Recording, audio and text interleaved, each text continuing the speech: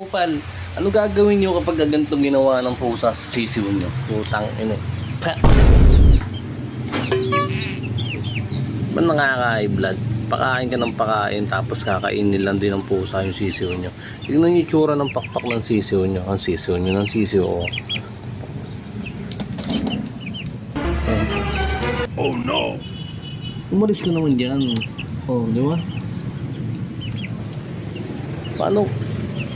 Paano pa kami maghahati-hati nito eh, wala na isang pakpak ng sisiw ko. Ganda pa ba? Pero ano gagawin nyo sa pusa kapag gaganto ginawa sa sisiw nyo? Tanggalin ko rin yung paano. Oo ko na lang, putang ina, dahil pang animal ka pa eh.